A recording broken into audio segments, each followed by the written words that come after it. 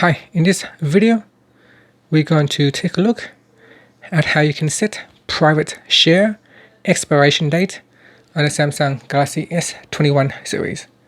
First, tap on the home key to go back to your home screen.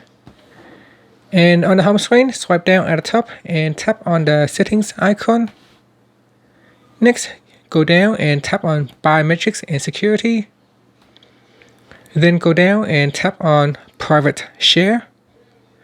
Then tap on expiration date. And here choose a time or a date when the file will expire and tap on done. And that's it. So if you're going to share a file, those files will expire in 2 days and 2 hours, as in this example.